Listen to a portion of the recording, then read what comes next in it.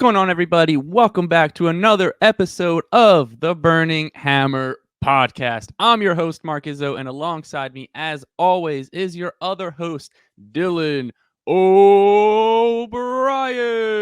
Dillon, what's going on with you? What's going on, Mark? Great to be here. Great to be back on another episode of the Burning Hammer.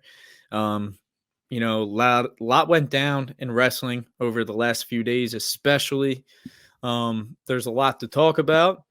So, I am excited to get into it with you, Mark, the person I love talking wrestling most with. So, but before that, I did hear a rumor that you got a pretty impressive shirt for us today. So I'd like to start it off with switching it up and saying, Mark, can I get a shirt check? Of course.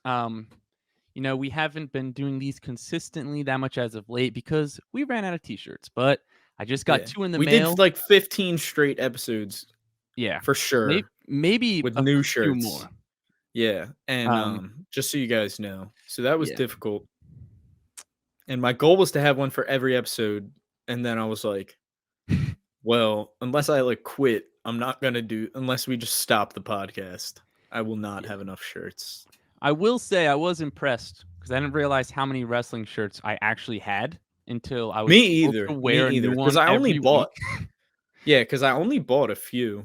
Right when we started the podcast, I think I bought 3 more. And then I bought a couple throughout, but I mean, I didn't necessarily go crazy and buy a bunch more than I would have just for the podcast. And I found some great deals on Poshmark for a couple great shirts. Yeah, I got 2 shirts. They came in about an hour ago. I got them both off Poshmark. Great deal because they if you go for older ones, then you got to pay that resale, but if you look hard enough, you can get some decent prices. So I'll kick us off here. I'm super proud of this one. Got a great deal on it. I got an oldie off Poshmark. Like I said, I got the John Cena Chain Gang old school t-shirt. Oh, hell yeah. That's fire. And then you got some on the back. Oh, the old Chain Gang logo? Fuck yeah, dude. Chain Gang sold. Let's go. Dude, yeah, that's awesome. What a great find. Yeah. Yeah, I've been looking for some older ones myself. My problem is that I'm so picky with the prices that I'm gonna pay, I feel like. Yeah. So that it's just I feel like I've hit the point on Poshmark where it's just I'm scrolling through. I feel like I keep looking at the same shirts and I'm just waiting for prices to go down more. Yeah. Maybe I should start sending out some more offers, some cheap offers. Yeah. I'll say I have a pretty good success rate of just offering $5 less or whatever, and then them just being all right, yeah, whatever, because they're just trying to get rid of stuff. But I don't they have t-shirts that are over $100 because obviously they're the old vintage ones. But then they'll have cool ones. This one I think was $25. Yeah. And so I spent a combined. I got great another one that was. Yeah, I got another one that was also around 25. So I spent a total of about $50 on 2, and they're both old early 2000s ish t-shirts, and they're in pretty good condition. So I'm super happy. Definitely, you should download Poshmark, download Mercari, all of your buying and reselling apps, and don't be afraid to get down and get dirty at a thrift store because that's where you can really get a good one for $3. So, Dillon. Yeah, totally. Let me see. Totally. Yeah, absolutely.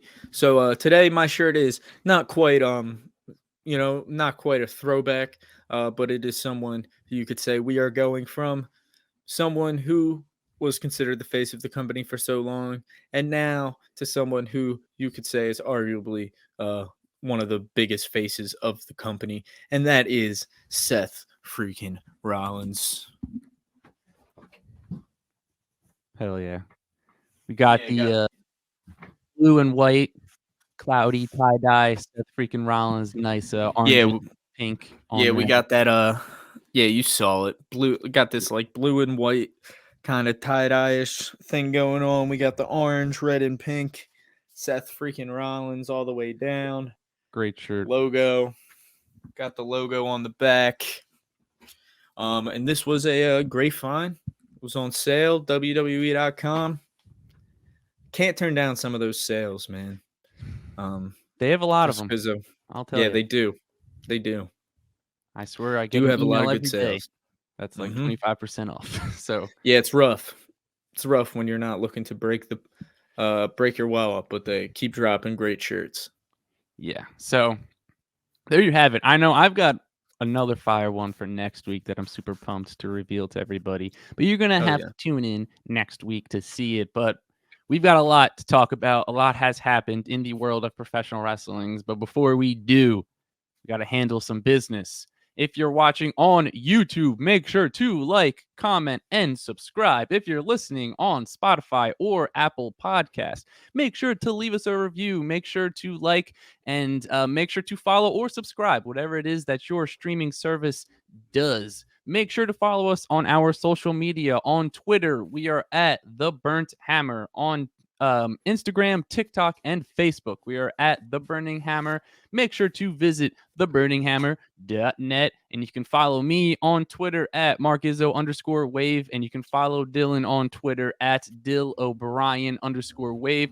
Following us on social media is the best way to stay up to date with when we release new episodes, plus to get our immediate and initial reactions to anything and everything in the world of professional wrestling. Plus, we cover a ton of news, rumors, reports, fantasy booking, stuff like that on our socials as well. So that's another reason to make sure you're following us. Plus, me and Dillon write professional wrestling for Vendetta Sports Media. So make sure to check out vendettasportsmedia.com. They cover any and every sport you can imagine it. They've got it. They've got gaming, movies, TV shows. They've got every sport. And me and Dillon, like I said, write for professional wrestling for them. We cover previews and results and reviews for the weekly shows for AEW and WWE. We cover news, rumors, reports. We do some fantasy stuff, early match card predictions, anything you need involving professional wrestling and any other sport. Visit vendettasportsmedia.com and make sure to follow them on Twitter at VendettaVSM. And you can follow them on Instagram and TikTok at Vendetta Sports Media. Now, let's get into the good stuff. And Dill, I got one question for you. What do you guys want to talk about?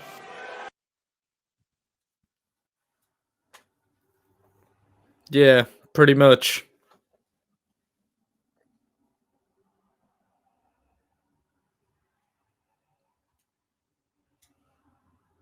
It was a joke because there's a lot that we are going to talk about. But the very first thing that we're going to get into is Adam Cole returned to AEW last night. We are recording this on Thursday. He returned last night on Dynamite, and it was glorious. I think we all can agree that we are happy to see Adam Cole back in the ring, and he came out and announced that he is back and he is essentially fully healthy and will wrestle again. I know that was something that a lot of people were uncertain about what the future was going to be like for Adam Cole, but it looks like he's going to be wrestling again. Dillon, what are your thoughts on this? Yeah, I mean, first things first, great news for the wrestling industry after a very, and we'll talk about in the wake of some potentially sad news in the wrestling industry. It was great for the next night to get the return of Adam Cole, who's, potentially going to be one of the biggest stars in professional wrestling for years moving forward. AEW, with the way things are going right now, who knows what's going to happen with WWE? Like I said, we're going to talk about it. But AEW is potentially has the potential to become the biggest wrestling business in America and potentially the world. And they have. It's the first time that we've been like, oh wow, that could actually happen since the culmination of AEW. And I think Adam Cole is one of the guys that, if that was the case, would be leading the charge as one of the faces of that brand. I think WWE fumbled massively when they lost him to AEW when his contract expired because he's an absolute superstar. It looks like they're going to be pushing him as a babyface, if I'm not mistaken, either. Which is interesting because he left as a heel, right?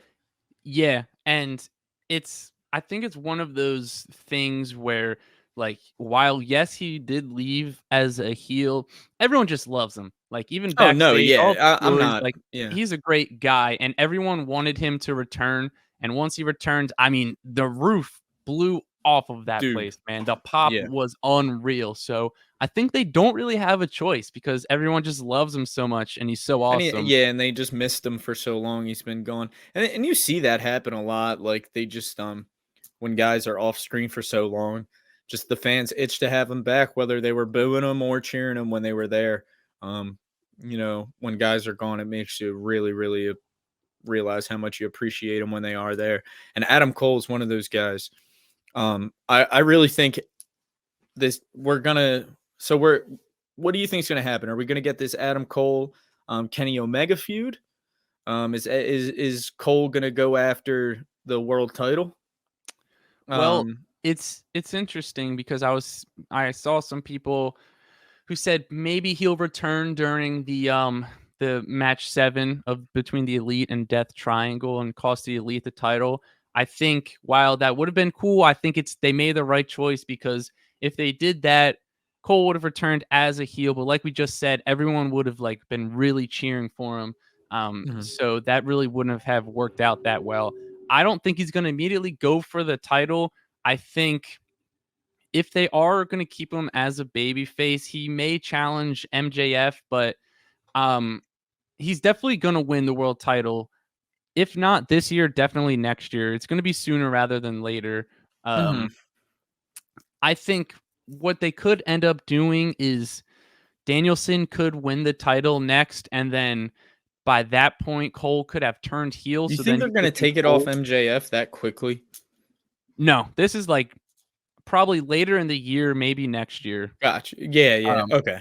but I think they could have You like think Danielson. Danielson is gonna be the person to do it? I think yeah, I think he's going to be the next champ. Mhm.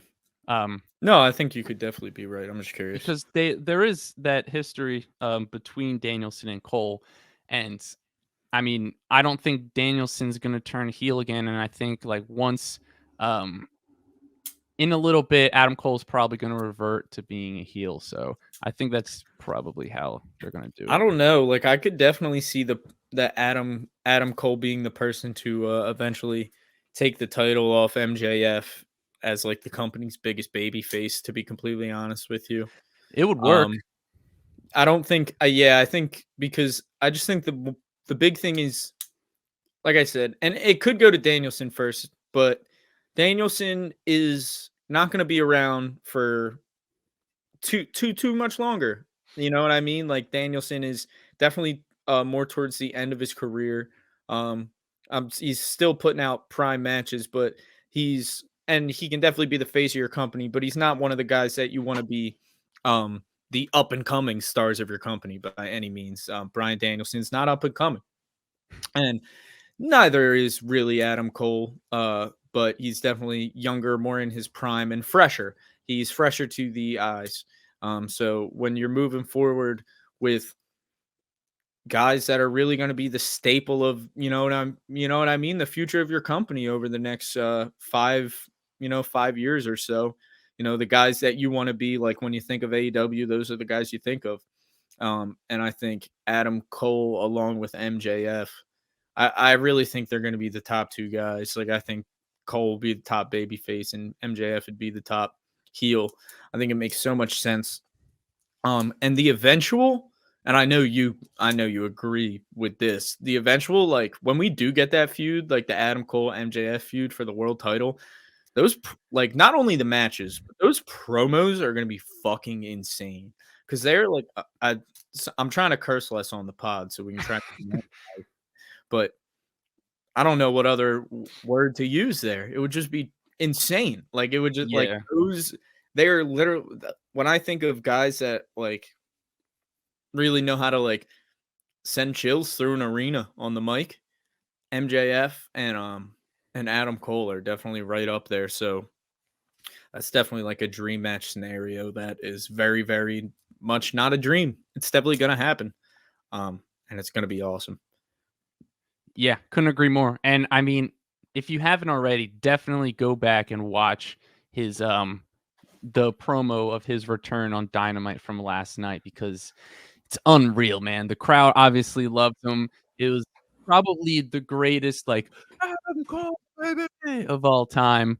As soon as his music hit, the place went nuts. So definitely check it out because now's the time to push Adam Cole to the moon if you're gonna do it, if you're AEW. And I could also see them putting the title on him sooner, possibly this year, because they may not want to risk having him get hurt anymore and getting another concussion. That would probably it's hard to imagine if he gets another concussion that he wouldn't have to like stop wrestling. So I think that also could be something where they'd rather do something sooner rather than later because they don't want to risk him getting hurt. So it's going to be interesting to see what what AEW does, but it feels like AEW is starting to get back to that old AEW when they first started, which is always good to see because we're big fans of the product. But And the new stage too, like him coming back, him returning on this new stage yeah, was amazing.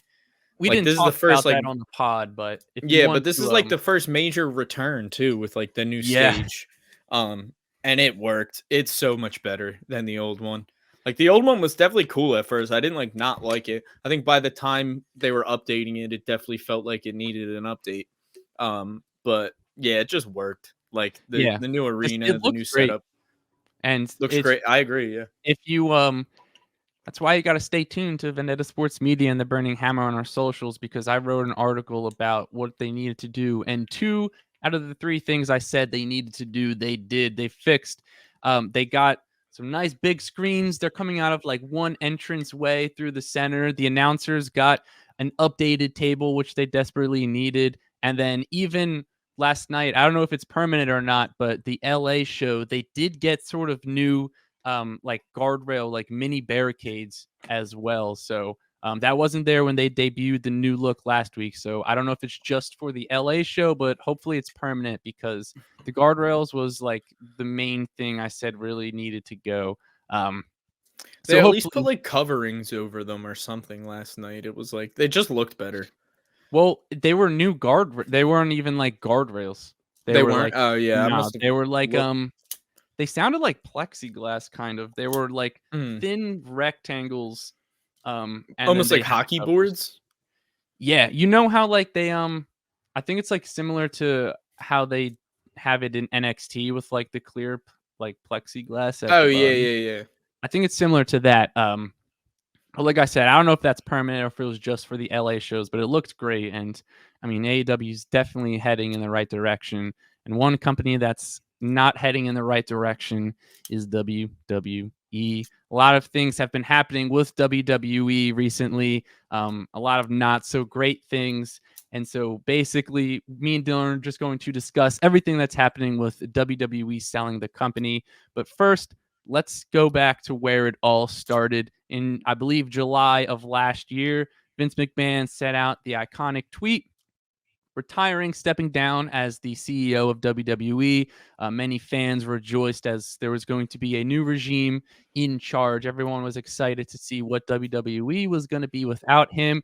His daughter, Stephanie McMahon, and Nick Khan were appointed as co-CEOs. Triple H, head of creative, head of talent, and it was WWE was really good. Once that happened, they really progressed. They took a big step forward. The product was really good. Triple H brought back a ton of wrestlers, and it looked like WWE was finally making that turn, and they were going back to the glory that they once had. But as of late, there were rumors that Vince McMahon was going to return to WWE. Those rumors were made true as he did return. He returned on the board of directors, and this was because he wanted to look into selling the company and to get a new media deal. Since then, his daughter, Stephanie McMahon, stepped down as co CEO. Nick Khan is now the solo CEO of the company. Triple H remains as head of creative and talent. And they're looking to sell the company, right now there are conflicting reports that they may sell it to Saudi Arabia. I know on Tuesday night, I don't know when you will be listening to this. I don't know the exact date, but a few days ago, there was chaos on Twitter because there were reports that WWE was sold to Saudi Arabia Public Investment Fund, and it was not good. But then a few hours later, there were some reports that said that that wasn't true and they weren't actually sold. Nothing has been confirmed by WWE or Vince McMahon, so that's definitely something to keep in mind. All of this are just reports. So then that happened. It's a pretty big thing, and a lot of things are unfolding. Yeah. In the times in this week and the time that we're recording this. We're recording this on Thursday. It's approximately 2:41 p.m. Standard Eastern Time. So this is all of the information that we have at this point of recording. If you're listening to this a little later and something crazy happened, we'll discuss it on like our social media and stuff. But there's another thing that also happened that I'm going to share my screen here so we can all read the article together, because this is the most recent thing that happened. Is that all right, we got WWE shareholder files a lawsuit against Vince McMahon accusing him of breaching fiduciary duty. Now this is from Yahoo Entertainment. And so basically a WWE shareholder is suing Vincent Kennedy McMahon. On January 10th, WWE announced that McMahon had been unanimously elected the executive chairman of the board just a few days after he returned on January 6th. He retired on July 22nd, 2022, amid a WWE board investigation into his allegations of sexual misconduct and hush money. There was like over $12 million he paid out in like secret PACs that got unearthed once the board started to investigate. A shareholder is suing McMahon in Delaware's Chancery Court. The suit alleges that McMahon used his voting control on the WWE board of directors to replace them with loyalists and consequently make changes to the bylaws that would impose his will on the board and WWE. Vince McMahon and WWE did not respond to a request for a comment. A class action lawsuit accuses McMahon of timing his return so that he could be in control of WWE's upcoming negotiations of media rights deals, and that McMahon forced his way back into the WWE board by threatening to withhold his support for any potential deal that he didn't participate in. That was one of the things too that they said that he wanted to, if they wanted to get a new media rights deal, there were reports that Vince said that he wasn't going to do it unless he was back on the board. So there you have it. There's that. It's a lot to take in, and there's definitely a lot to discuss. But Dylan, why don't you let's discuss why the bad, if Saudi Arabia buys WWE, like what this would mean for and like why it's so. Yeah, I mean,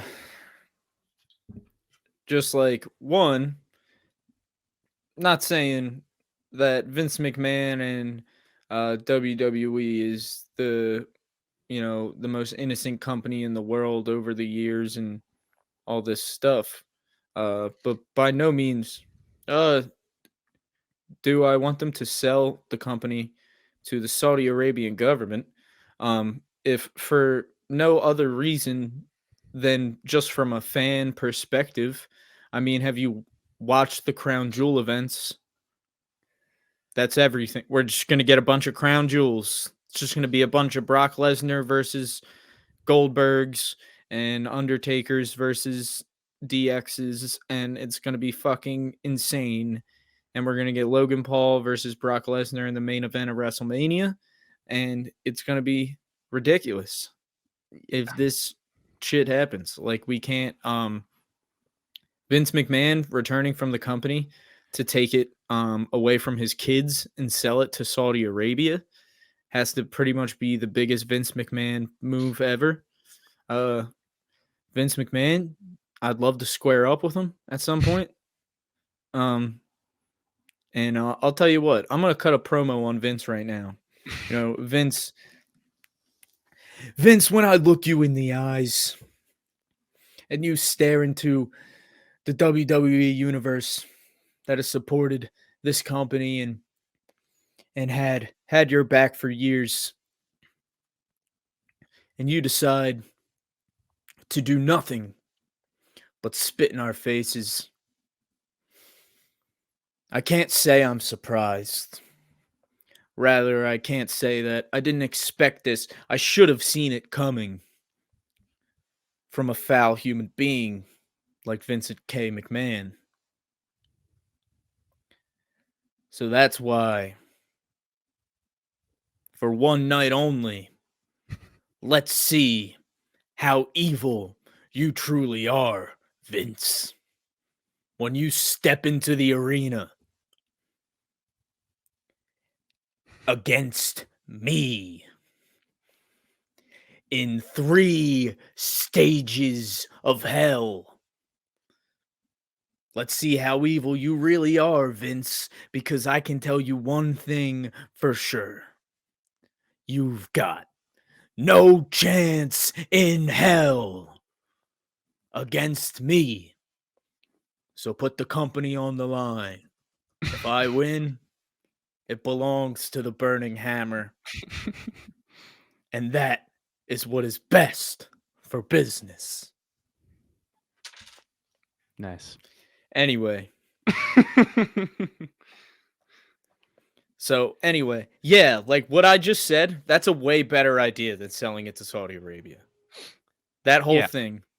And it's less ridiculous than selling it to the Saudi Arabian government, dude. Like, I'm not getting Ronda Rousey versus fucking, I don't know, versus Brock Lesnar in the fucking main event of WrestleMania. Like, it's just just so ridiculous. Bad on so many levels.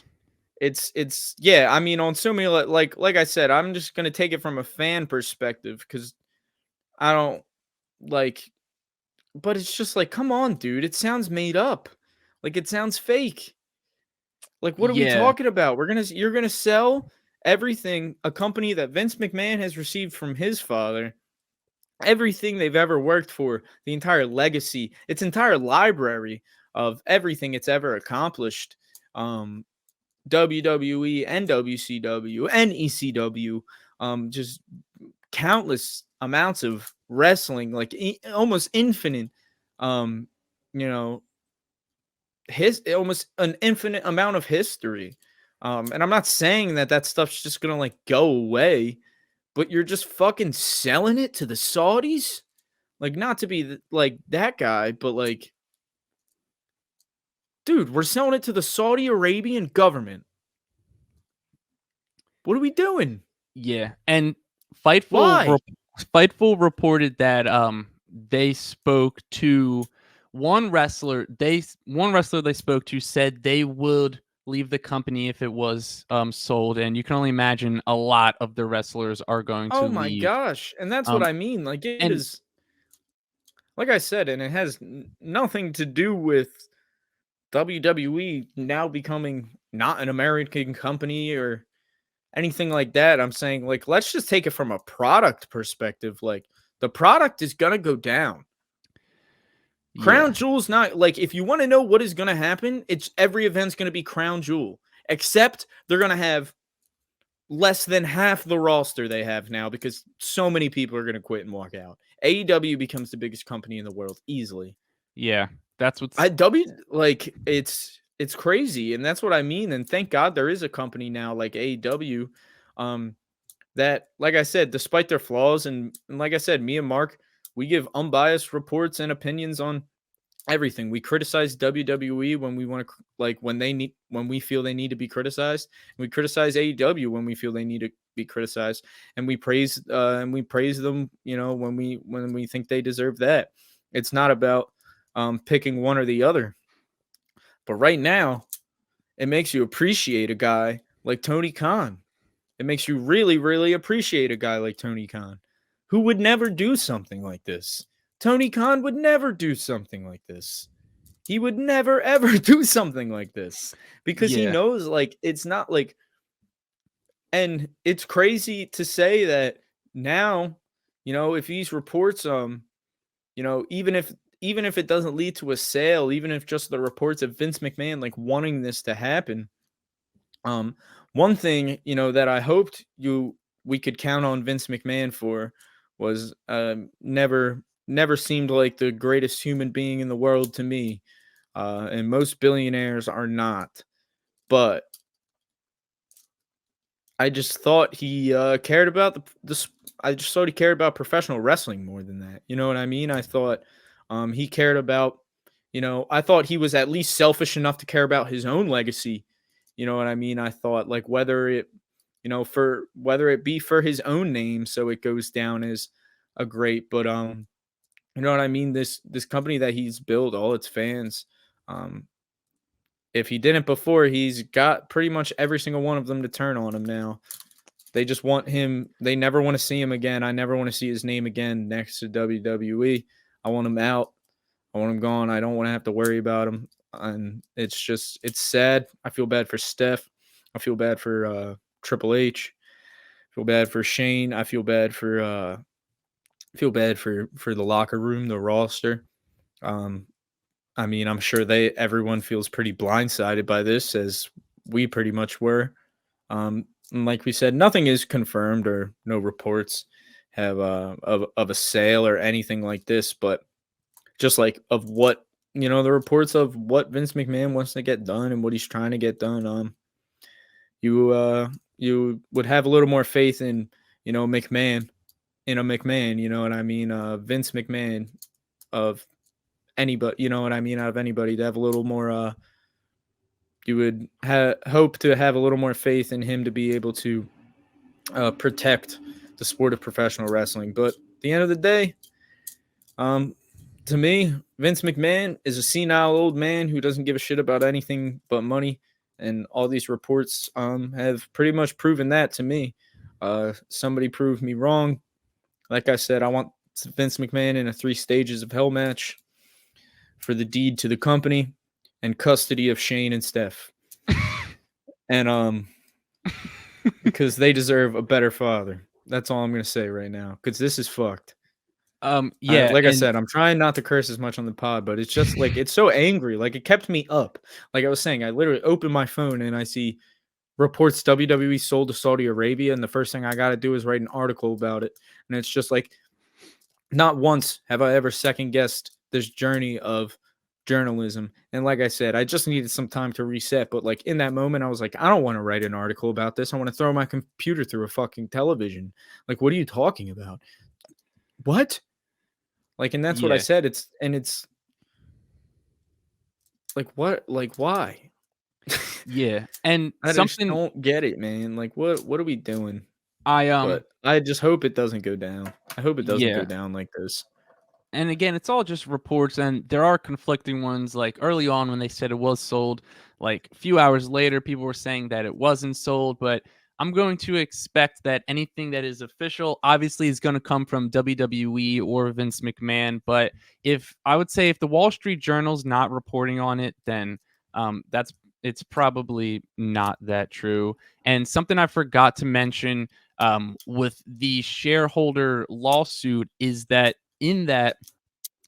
upon Mr. McMahon's return, a few members of the board were removed and 2 of them resigned. And then McMahon brought back on 2 of his people onto the board. So that's also what fueled the lawsuit. But I mean, it's just awful. It's just really bad. And you feel bad for everyone involved with WWE, the wrestlers, the workers, all of the crew.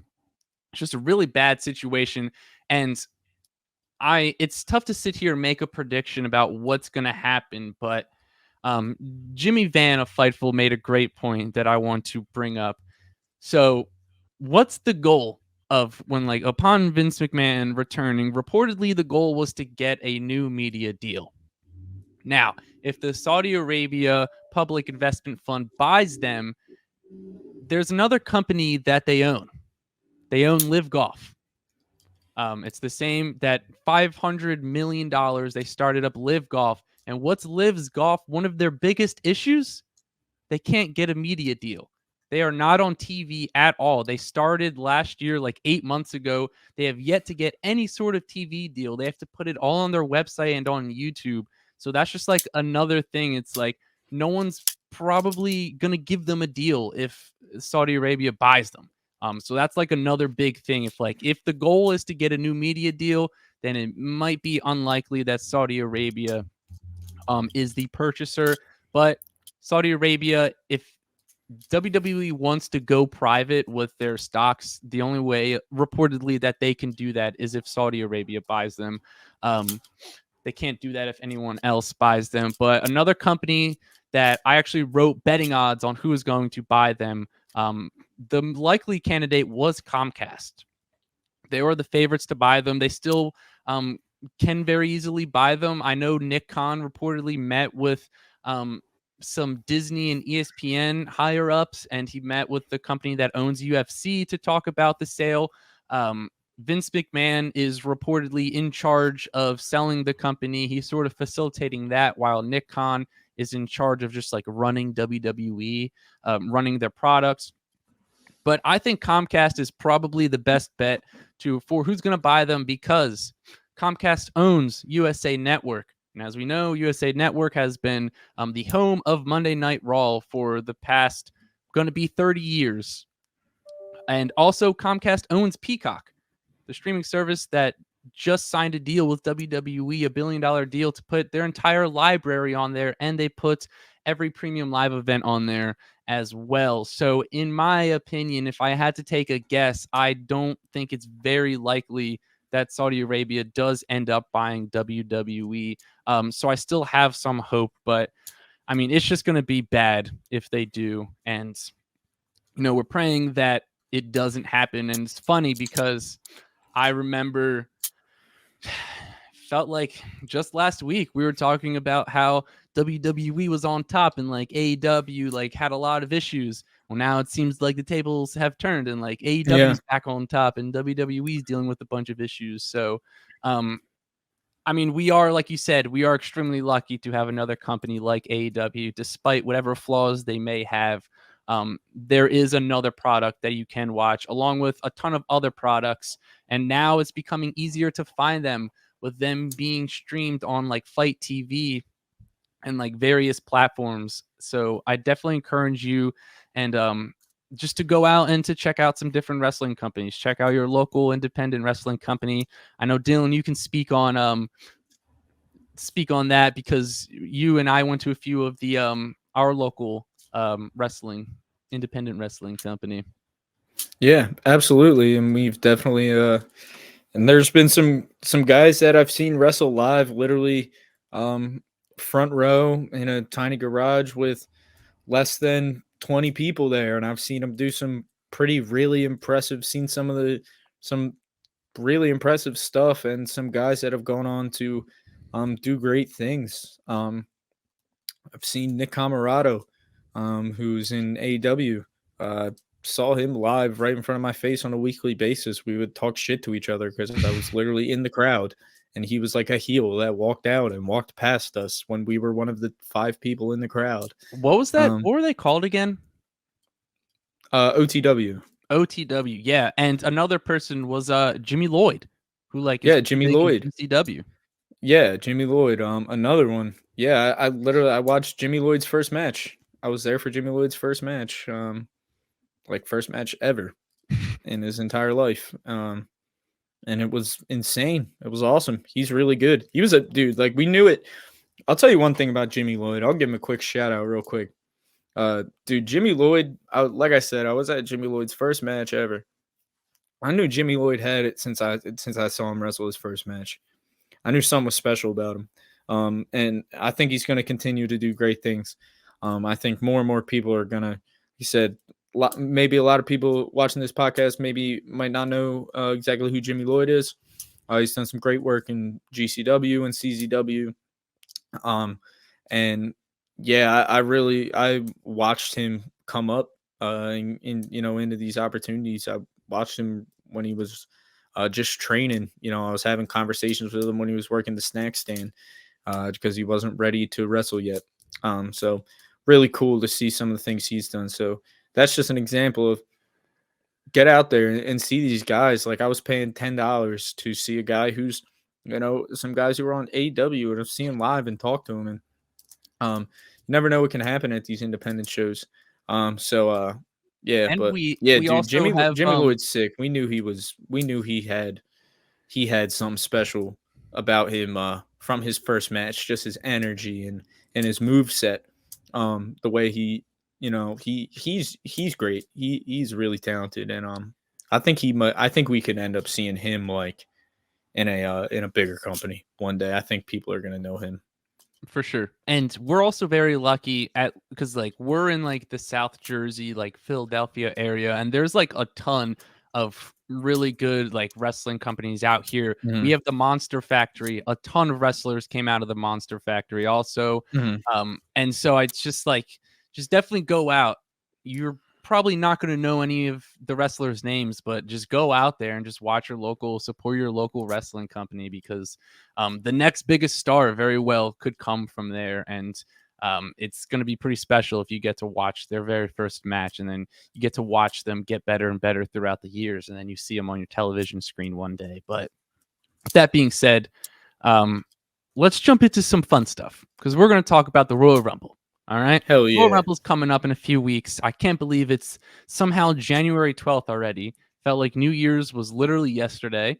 Royal Rumble, January 28th. And we're going to give you match card predictions down the line the week of.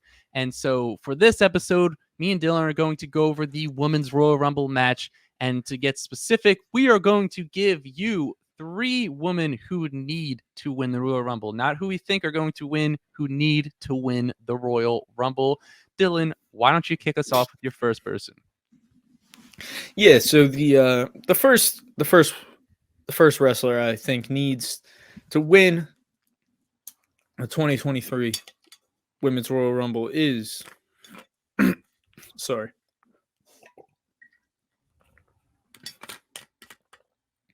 Rhea Ripley. I think that one's pretty obvious, and I think Rhea Ripley's. I think she's a very good bet to end up winning the Rumble. But above all else, like I said, she might end up being my prediction to win. But above that, I do think she needs to win. I think it's something that she hasn't accomplished yet, and she hasn't really gotten her proper push in WWE on the main roster yet. And it seems like we've been so close to getting there so many times. It seemed like I really thought that she was going to beat Charlotte for the NXT title when her and Charlotte took on each other at Mania. That ended up not happening. I thought we were going to get the rematch and she was going to get a big victory, which I don't think ended up happening.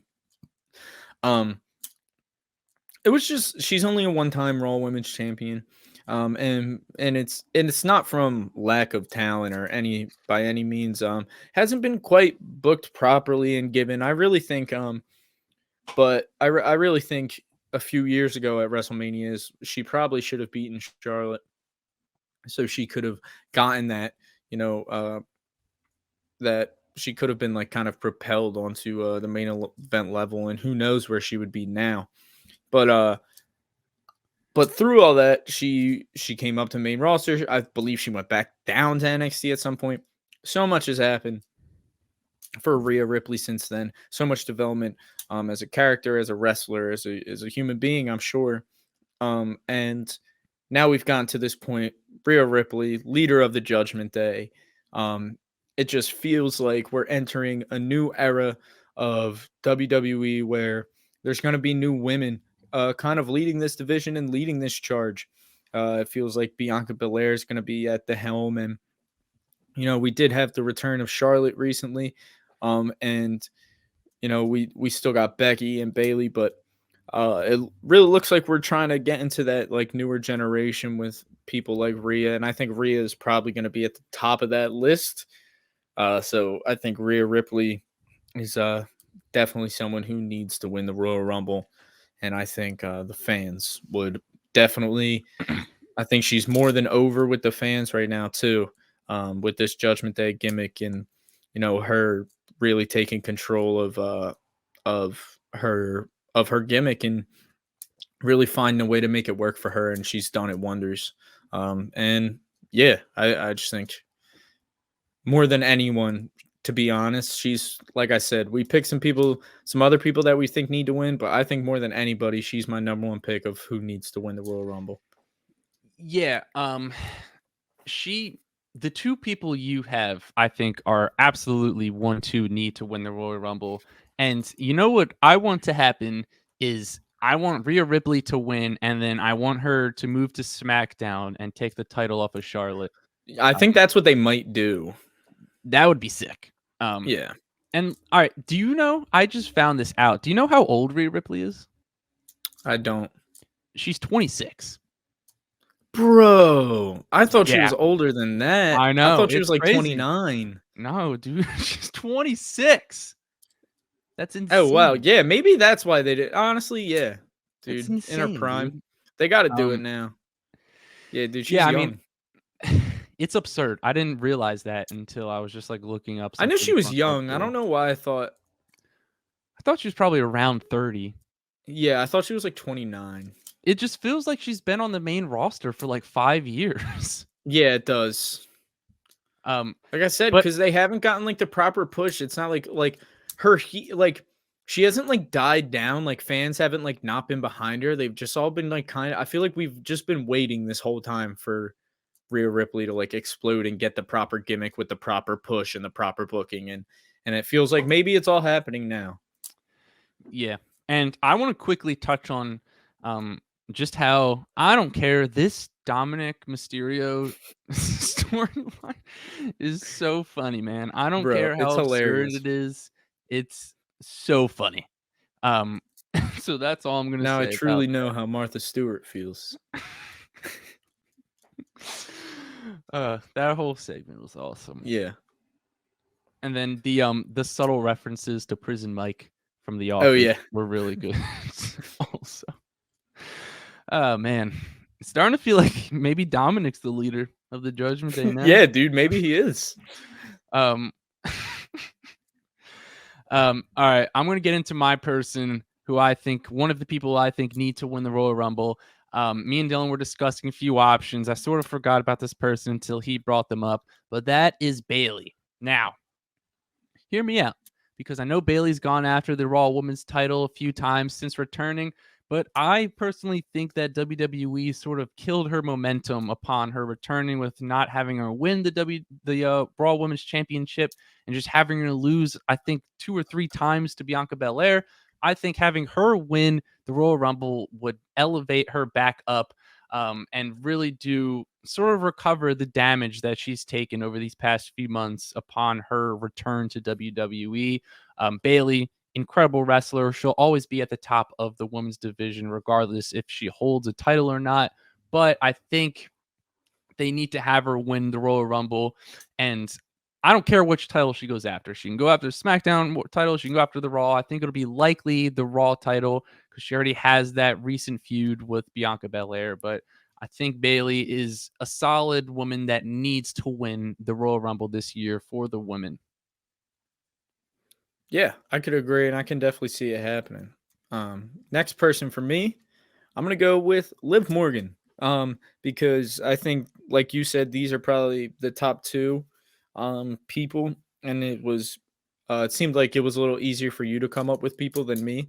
But yeah, dude, Liv Morgan, she kind of got all her momentum squashed by Ronda Rousey and by poor booking and poor matches. And it didn't really feel like too much fault of her own.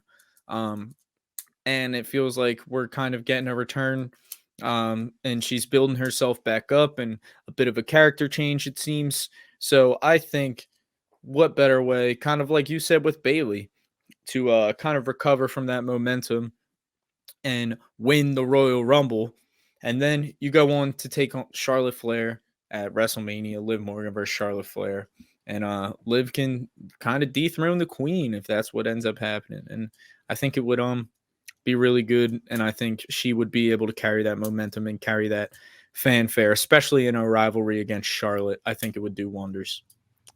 Yeah, completely agree. I think those are the two women that immediately came to our minds when we decided to talk about this. Was Rhea Ripley and Liv Morgan. Those are the two women that absolutely need to win the Women's Royal Rumble match. And there's really, like, you can debate Bailey, but I think it's Liv Morgan and Rhea Ripley are up here, and then the next person's like way down here. So um I don't know if I'm going to be necessarily upset if they don't win, but I'll be a little disappointed.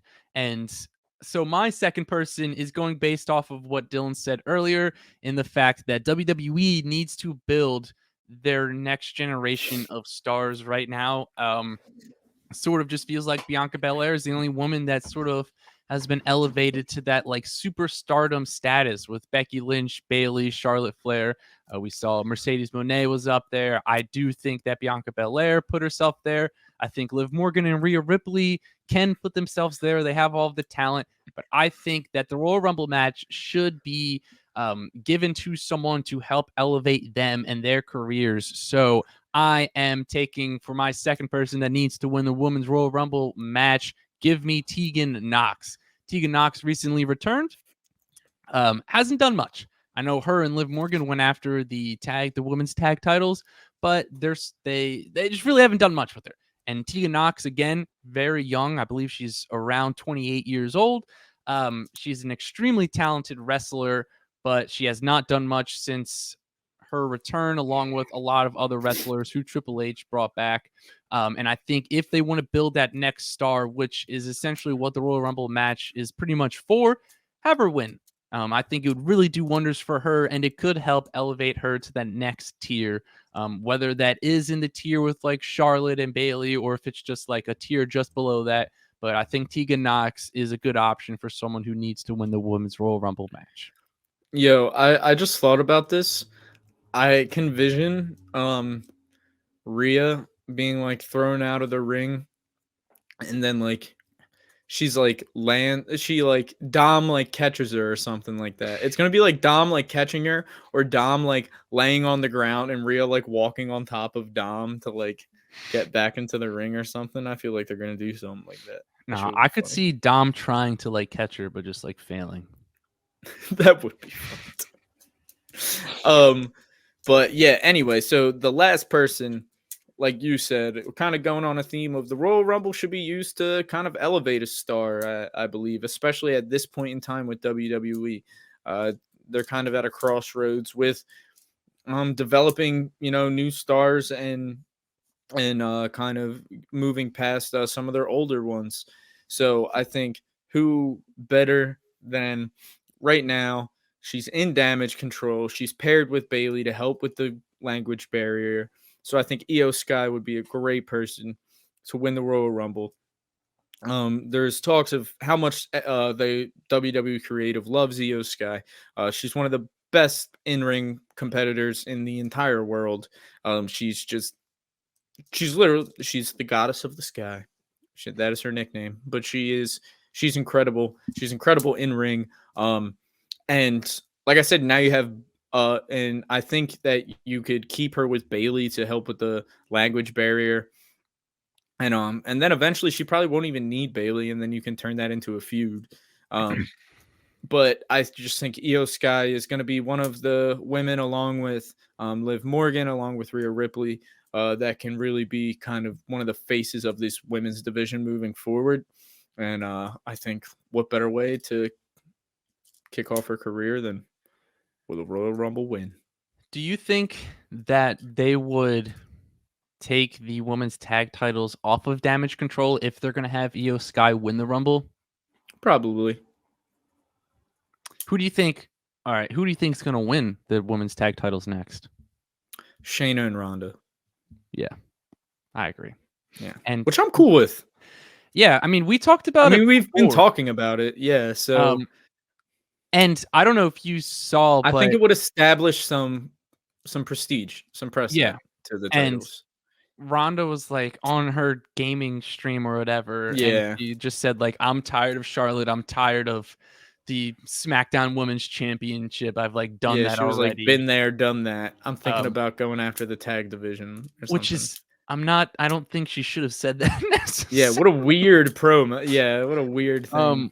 But I do think she should go after the tag titles. I don't think she should necessarily diss the Well, I think SmackDown that title. makes sense why they had Charlotte win. If they're just like really want to push the Shayna Ronda thing, they're like Charlotte's Yeah. back, Ronda, it's not working. And well, because that's what we've discussed that probably weeks or months ago that we would like to ever since Shayna and Ronda really like sort of teamed up together, we were like, we think that they should probably go after the tag titles and maybe they could help build up some prestige to the women's tag titles. And Absolutely.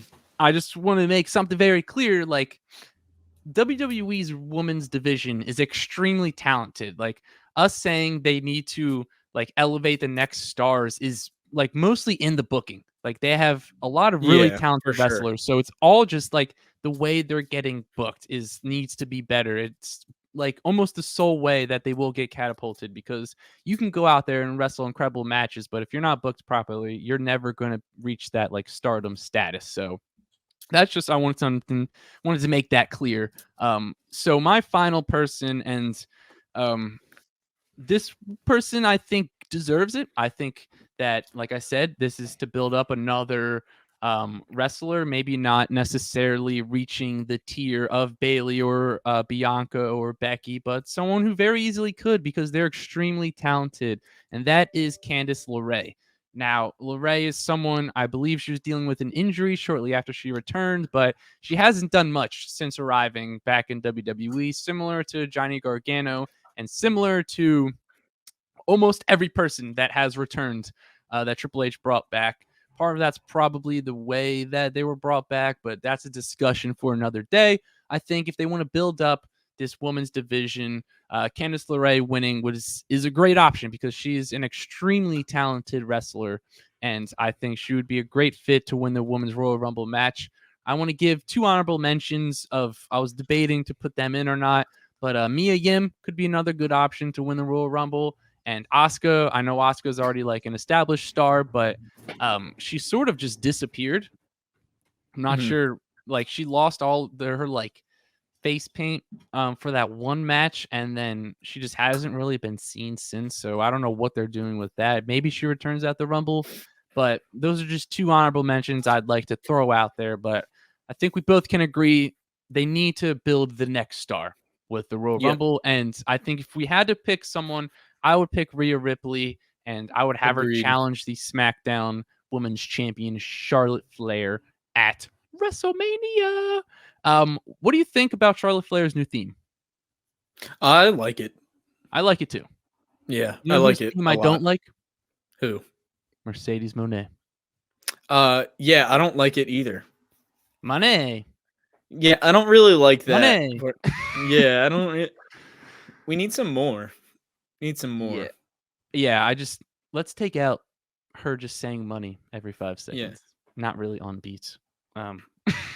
Also, quickly, I want to discuss that there were talks that she was going to return on Dynamite last night. She did not, in case you didn't watch it, which was very weird that AEW booked it and built up the match that way. I'm not sure what the whole point of it was. They need to do a better job at expecting what the fans are going to expect. So it's definitely, I just want to throw that out there that was definitely disappointing. And there's this really funny clip after that, the women's tag match, the lights went out and like everyone went nuts. But then it was just like a Rampage graphic appeared on the Jumbotron, and they were just promoting Rampage, and everyone thought Mercedes was going to appear, and then they all just booed. So that was pretty funny. Yeah, Anyway, that sucks. the Elite are also trios champions, by the way. So that's Yeah. sick. Great match. That's not a shock. Every match has been incredible. If you haven't seen any match of that Best of 7 series, definitely check it out. AEW knows how to put on trios matches. So that's the last thing I'm going to say. we're going to leave the podcast on that. Next week, we are probably going to get into 3 people who need to win the Royal Rumble match in the men's Royal Rumble. So stay tuned for that. Make sure to follow us on our social media in case anything happens in the Vince McMahon selling WWE story. You can follow us on Twitter at The Burnt Hammer. You can follow us on Instagram, TikTok, and Facebook at The Burning Hammer. You can listen to us on Spotify and Apple Podcasts. Make sure to leave us a review and make sure to subscribe or follow whatever it is that your streaming service does. If you're watching on YouTube, like, comment, subscribe, and make sure to check out theburninghammer.net. We have an official website and it's beautiful. Make sure to check it out. We are going to be putting some website exclusive content on there very soon.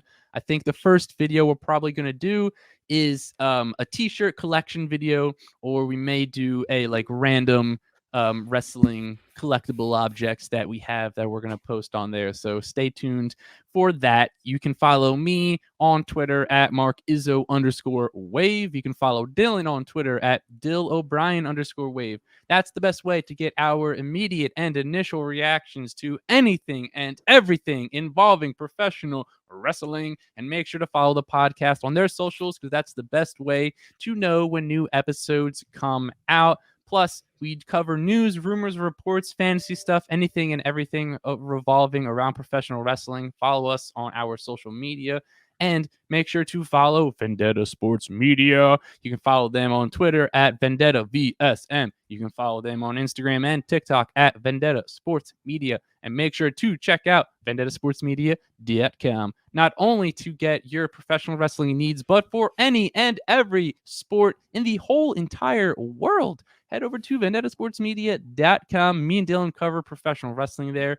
We do previews and results and reviews for the AEW and WWE weekly shows. We do news, rumors, reports, anything and everything in the world of professional wrestling. We cover it. Check out VendettaSportsMedia.com. All right. With that being said, I'm Mark Izzo. He's Dillon O'Brien. And this has been another episode of, everyone say it with me, The Burning Hammer Podcast. We'll catch you in the next one. Peace.